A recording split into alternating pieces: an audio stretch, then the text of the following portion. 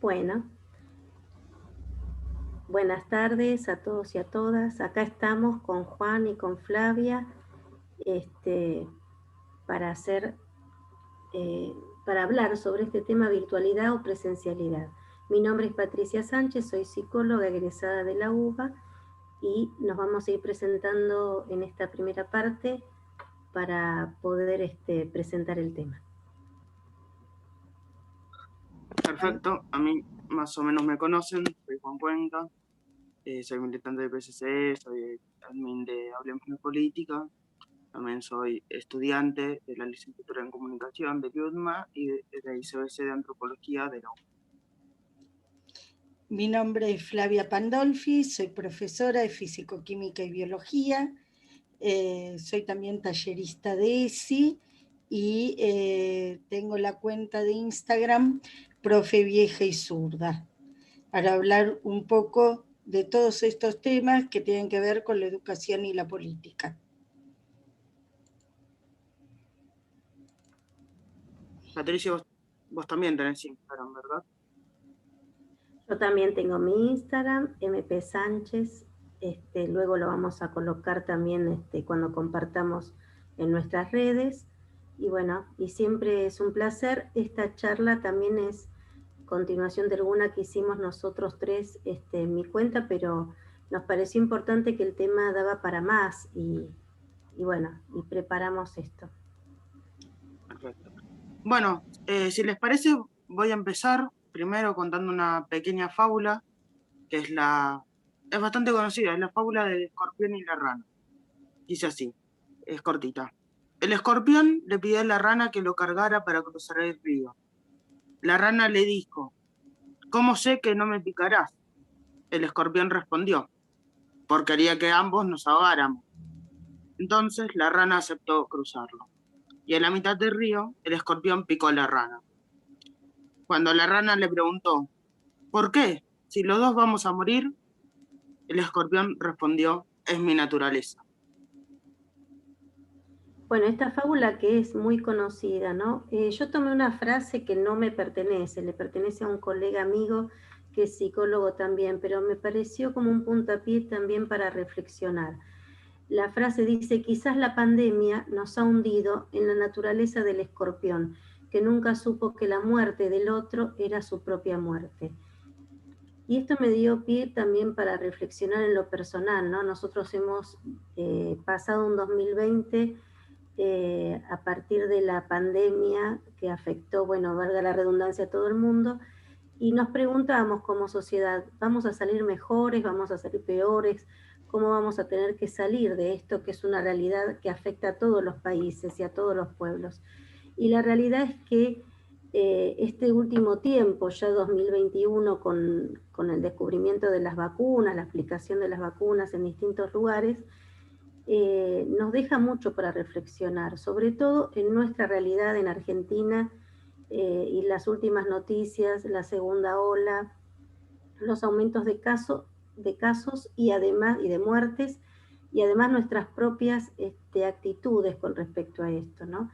¿No será que la pandemia nos está haciendo justamente tener esta naturaleza del escorpión, que no entiende que el cuidado del otro también es el propio cuidado, la supervivencia del otro también nos afecta y hace a nuestra propia supervivencia? Bueno, básicamente desde este punto de vista vamos a ir reflexionando entre nosotros, ¿no? Exacto, y en ese sentido vamos a ir analizando algunas cosas que se están diciendo y que se están repitiendo justamente sin análisis, pero se dicen con intención inicialmente y luego se repiten, ¿no? Entonces la primera, que se ha transformado casi en un eslogan de campaña, la escuela no contagia. Y acá esto lo vamos a ir profundizando, pero ¿por qué no contagiaría? ¿Por qué sería un lugar donde no se produzcan contagios? La escuela es la gente, ¿sí? Son los estudiantes, las autoridades, los docentes, los auxiliares, las familias, la comunidad. la gente se contagia. ¿Sí? Juan, Patricia. Sí, yo No, sí, pensaba en esto que vos decías, ¿no? Justamente, lo que vos haces pie ahí es al concepto de escuela, ¿no? En lo que acabas de decir. Y justamente si el virus está circulando y somos una comunidad, ya sea en cada localidad, en cada zona, en cada barrio, en cada partido, en cada provincia, bueno, nos movemos, ¿cómo puede ser que el virus no llegue a la escuela? O sea, ¿cuál es el concepto de escuela entonces que tenemos? Si bien las escuelas han tomado muchas precauciones para, a partir de los protocolos para evitar el contagio, el hecho de la circulación de las personas hace a la posibilidad de contagio, más allá de los cuidados que se han tenido institucionalmente en el edificio. Creo que vos lo que apuntabas es un poco a tener en cuenta que la comunidad educativa está formada no solamente por el edificio o no solamente por los directivos, no solamente por los docentes, sino que es toda una comunidad que se mueve, los docentes, los no docentes, personal de limpieza, de mantenimiento, los choferes de las combis, las familias, los alumnos. Bueno, me parece que eso hace a que no podamos sostener, ¿no?, este enunciado. totalmente. Es, bueno, que más adelante igual lo vamos a charlar un poco, que es cosificar la escuela, no entender que la escuela la componen todos los que trabajan y estudian ahí, ¿no? Ponerla como cosa. Obviamente, los ladrillos no contagian, pero las personas que van ahí, sí. Exacto. Otra es, bastante daño le hemos hecho a los niños con la virtualidad. Y esta frase me parece más que curiosa porque creo que primero que nada el daño en todo caso lo hace la pandemia, no la virtualidad. En segundo lugar también es poner a los niños en un lugar de entes que no entienden nada y que entonces no pueden entender lo que es un cuidado. Y además de todo, yo diría, ¿qué daño les causa a un niño perder a un familiar, terminar contagiando sin querer a su familia? Digamos como que eso no se tiene en cuenta en esta frase, nada de esto. Patricia. Sí, para mí esta frase encierra, como cada una de las que vamos a ir viendo, toda una postura, ¿no? Así como hablábamos de la escuela edificio, escuela personas, acá también bastante daño, o sea, acá hay un como arrojarnos una culpa, bastante daño les hemos hecho a los niños. La realidad, con el tema de la virtualidad, por supuesto a partir del 2020 que hubo clases de manera virtual, se suspendieron las clases presenciales, pero siguieron las clases virtuales, ya sabemos, como una medida de cuidado y de protocolo para evitar el contagio y, digamos, la sobrecarga del sistema de salud, ¿no? Todo eso ya lo tenemos en claro. Entonces, ¿de dónde viene esta frase, ¿no? ¿De dónde se para alguien que puede decir bastante daño les hemos hecho como si fuéramos, digamos, culposos de algo que podíamos manejar y lo hicimos igual? Cuando la realidad es que la pandemia arrasó con todos los países, en todos los lugares, y generó muchos enfermos y muchos fallecidos. Creo que eso era lo importante. Por otro lado, la virtualidad, ya lo vamos a ir viendo, las consecuencias que se supone que tuvieron los niños y las prioridades. Bueno, eso lo vamos a ir viendo más adelante, pero esto es todo, ¿no? Como analizar una cuestión desde la culpa, como si hubiésemos podido manejar el tema del virus, y la verdad que poner en la virtualidad como el cuco, el malo, como vos dijiste, Flavia, como negando que la realidad, negando la propia realidad, ¿no? Por supuesto que el virus es, digamos, el responsable de toda esta situación, y es la pandemia, y no es la virtualidad, y no hay una culpa de nadie, de una persona que quiso hacer esto un mal a los niños. Al contrario, eso es mi lectura, ¿no? Y Juan, vos sos de nosotros tres quien lo ha vivido como estudiante, terminando el secundario y empezando tu facultad, tus facultades. Sí, tal cual. Em, la realidad es que es lo que dijeron ustedes. El daño lo hace la pandemia, el daño lo hace el virus, no lo hace la virtualidad. La virtualidad no es más que una consecuencia de este problema que se está viviendo en todo el mundo. Sí, a mí me hubiese gustado más la presencialidad. Sí, por supuesto, me hubiese gustado también que no se murieran 60.000 personas de COVID en Argentina. Pero bueno, para evitar más muertes me parece que tenemos que sacrificar un par de cosas y esto lo sustentan todos los estudios científicos, que de nuevo también más adelante vamos a charlar.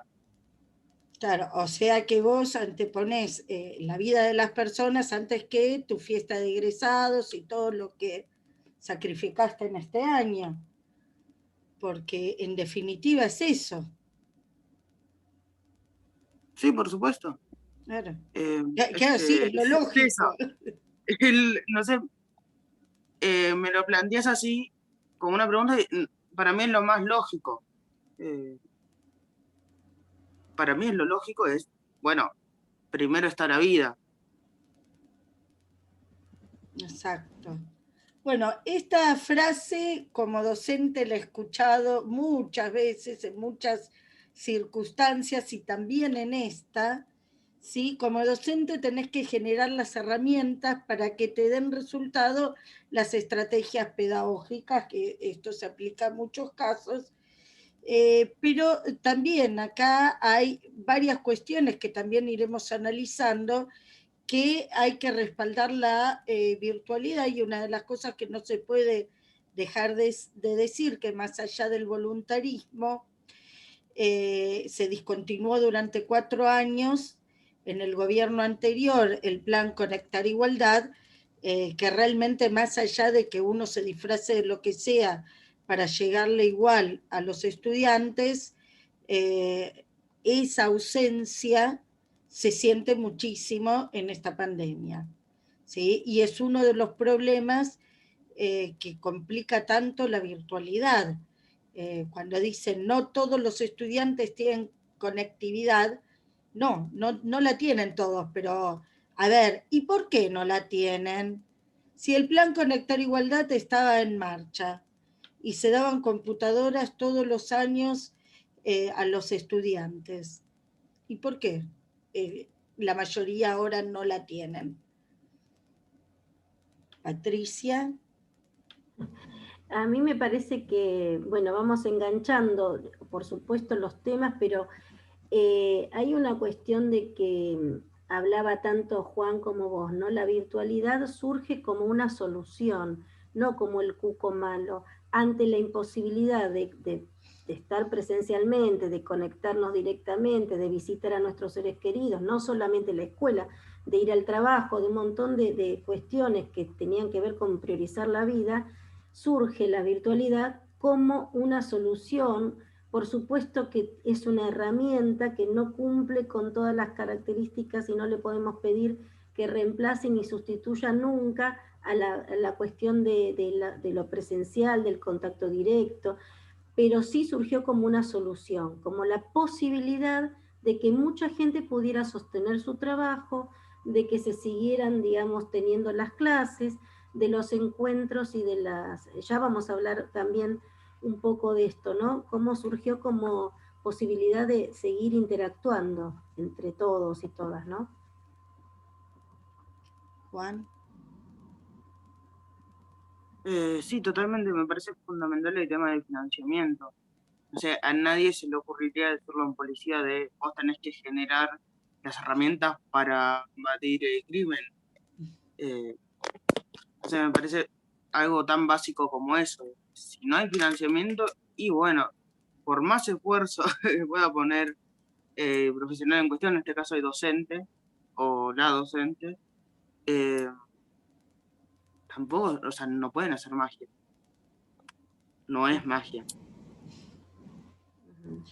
Exacto, y bueno, ahí justo da pie para la siguiente frase: la magia está en el aula, y esta falacia del falso dilema entre presencialidad o virtualidad, porque más allá de que la virtualidad surge como una necesidad, como una urgencia, y de un día para el otro nos tuvimos que reinventar estudiantes, docentes y familias, y ver cómo manejábamos esto.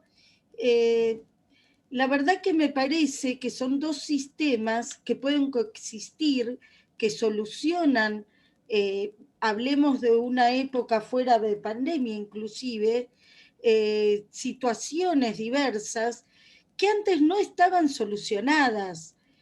Hay una parte de la población a la que no se llega fácilmente con el sistema educativo. Y la magia está en el aula muchas veces, pero a veces no. Entonces también nos tenemos que hacer cargo de que hay que buscar nuevas soluciones. Y la virtualidad puede solucionar algunos aspectos. Eh, Puede solucionar lugares donde no es tan fácil acceder a la educación terciaria y universitaria, que por eso también muchas universidades y cursos universitarios se han llenado de estudiantes en este tiempo que antes no tenían acceso, y también situaciones a nivel secundario. Yo me animo a hablar de hasta nivel secundario, pero hay muchas situaciones de adolescentes cursando un embarazo o con bebés muy pequeños que se les complica mucho asistir a la escuela todos los días. Hay un montón de situaciones. Entonces, estoy totalmente de acuerdo con que no hay que demonizar la virtualidad y tampoco hay que descartarla. Hay que replantearse un montón de cosas. Patricia. Sí, realmente, bueno, yo no soy docente, entonces por ahí esta frase de la magia no la sabría explicar, pero sí me parece que lo más lógico es entender que las herramientas nos sirven para mejorar algo, ¿no?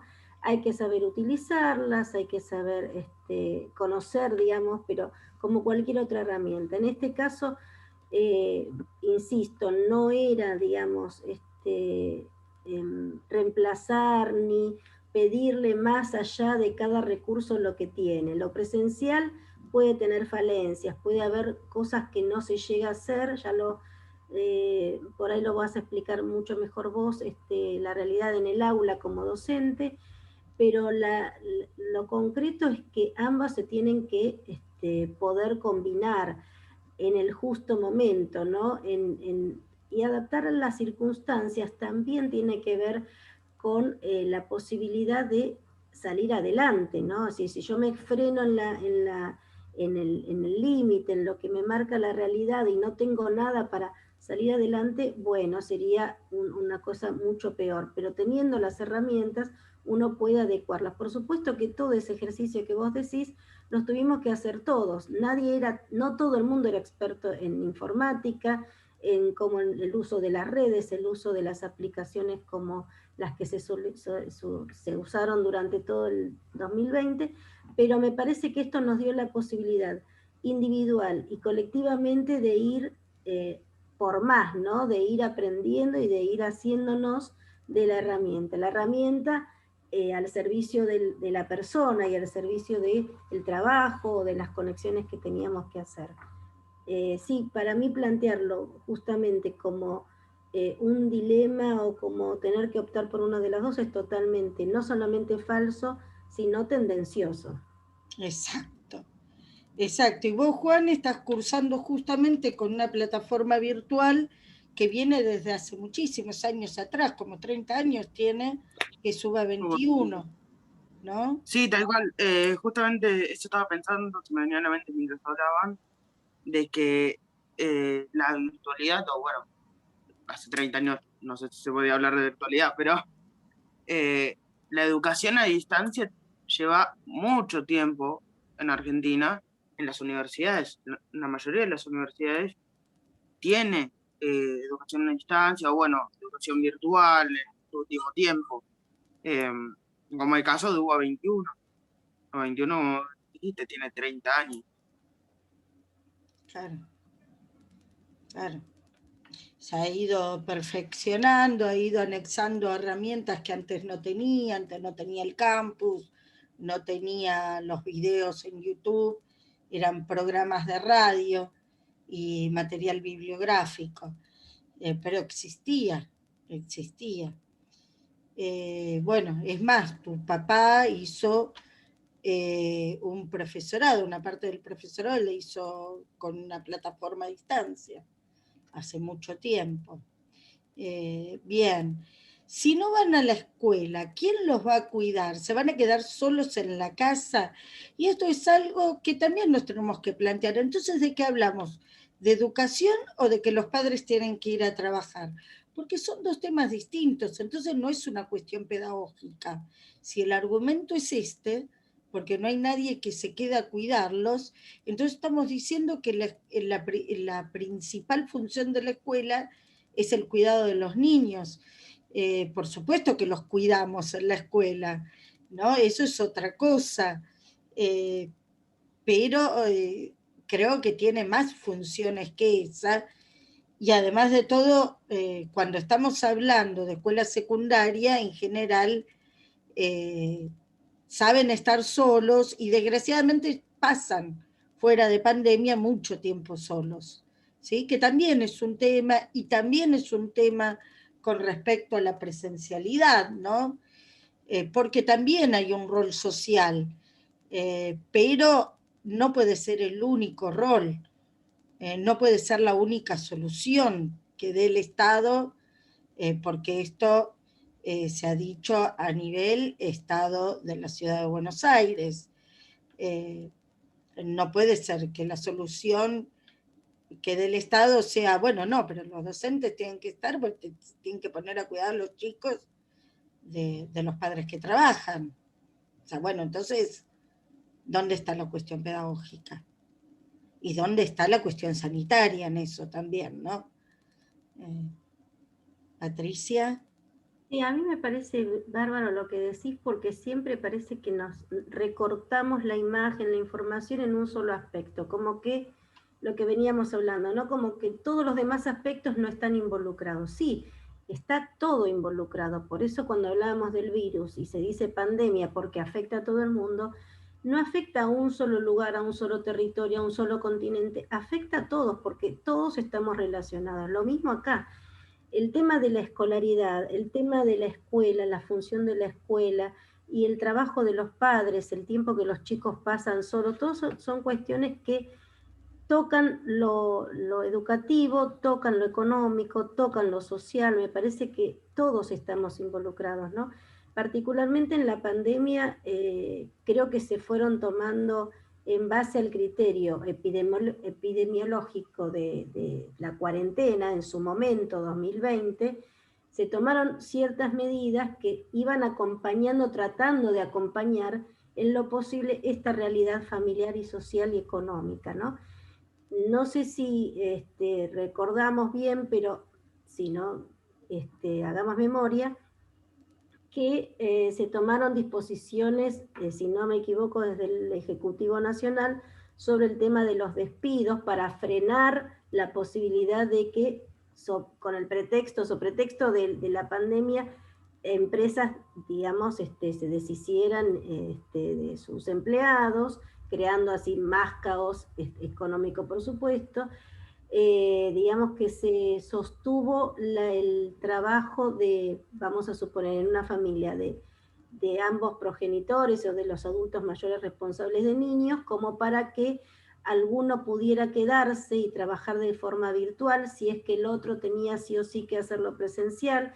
Es decir, este tema se trató de sostener. Por supuesto, como es una catástrofe, digamos, a nivel mundial, nadie estaba absolutamente preparado como para hacer todas las medidas al mismo tiempo y desde el inicio. Se fueron implementando. Y otra cosa que me parece interesante de este tema es que puso en relieve algunas situaciones que, como vos bien decís, ya existían. No es que antes de la pandemia no existían algunas realidades como que los chicos se quedaban solos, como que había una crisis económica. La pandemia nos agarra en un momento histórico en nuestro país de gran crisis. O sea, no es que vino en un momento de gran florecimiento económico y social, para nada. Entonces, todas estas cuestiones y toda esta presión me parece que tiene que ver con este contexto, ¿no? Y algunas realidades que ya estaban, algunos temas de los presupuestos en tecnología, como bien dijo Juan, UBA 21 viene funcionando hace un montón de años, no tiene que ver con la pandemia, trata de suplir algunas situaciones de distancia para que los alumnos puedan cursar y puedan estudiar a pesar de las distancias, a pesar de no tener la facultad en su propia localidad. Bueno, hay un montón de cosas que tenían que ver con ese objetivo. También lo que vos decías, bueno, cuando surge este tema de la pandemia, ¿qué es lo que pasa con la parte tecnológica? Esto tiene que ver con el conectar igualdad, suspendido, bueno, cuántas cosas ponen a la luz esta situación de la pandemia, ¿no? O sea, no es un solo aspecto, por supuesto, todo es analizable desde todos estos lugares, ¿no? Claro. Juan. No, sí, totalmente. Yo creo que acá hay una problemática mucho más profunda, que bueno, que no se soluciona de un día para el otro. El tema, antes hablamos de el financiamiento de educación. Bueno, esta problemática aborda el financiamiento en todos los ámbitos. O sea, no sé, los sueldos principalmente. La mayoría trabaja, si bien la ley dice 8 horas de trabajo diario, bueno, la mayoría trabaja 10, trabaja 12, o más incluso. Entonces, bueno, eh, viene desde ahí.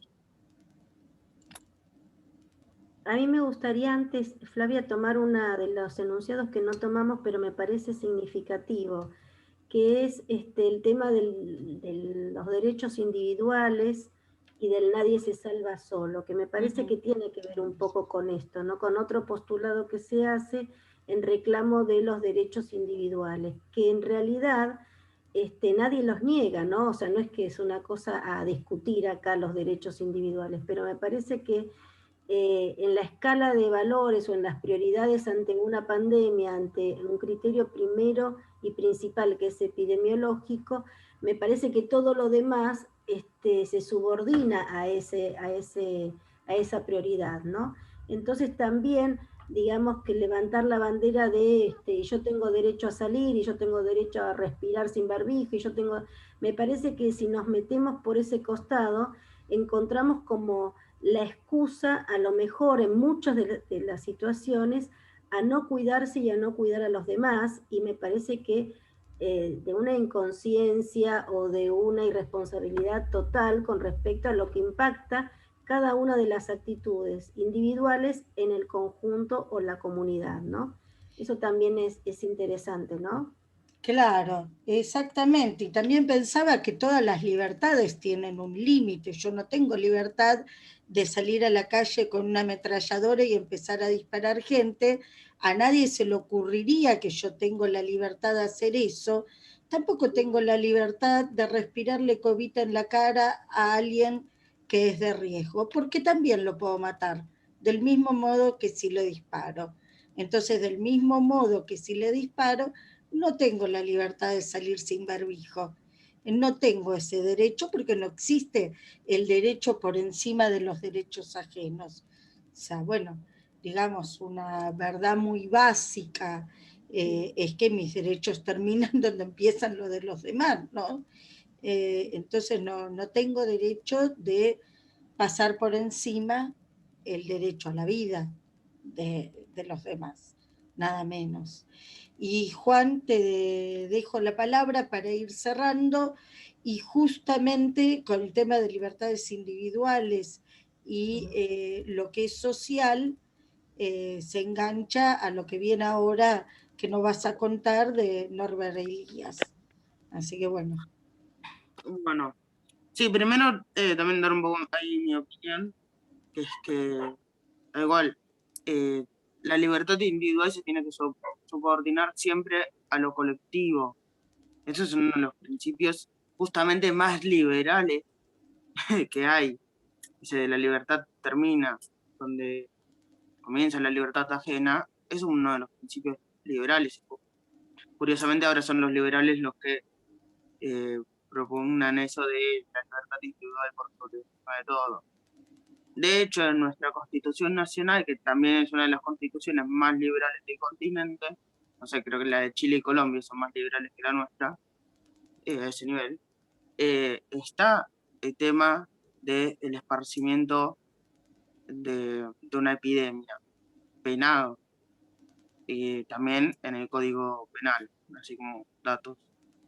Después, yendo a Norbert Elias, no me voy a detener a leer las fechas porque aparte tuvieron bastante para leerlas, sociólogo alemán, escribió muchos libros. Uno de los principales es Sociología Fundamental. Ahí Norbert Elias habla del modelo egocéntrico y el modelo de interdependencia, que es lo que están viendo ahora. El modelo egocéntrico, haciendo referencia al ego como el yo, básicamente, como el yo en el centro de todo, es como muchas veces pensamos a la sociedad. Ahí si ven el cursor, pueden ver donde dice ego, dice, el círculo central, ¿no? Esto también se llama modelo de círculo concéntrico. Se piensa a la familia, a la escuela, al trabajo, al Estado, a la sociedad en general, como algo por fuera del yo, en vez de pensar al yo, al ego, como dentro de esa sociedad, dentro de esa misma sociedad, como es.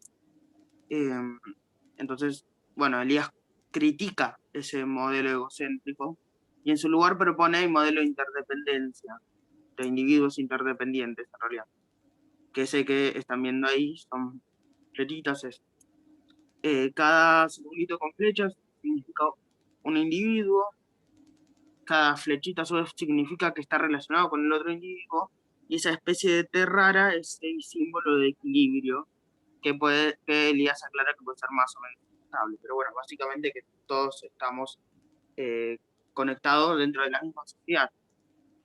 Y más ahora con la globalización, la llamada idea global, bueno, a su vez las sociedades son interdependientes entre sí, desde la división del trabajo. Esto es de Durkheim ya, pero bueno, tiene que ver.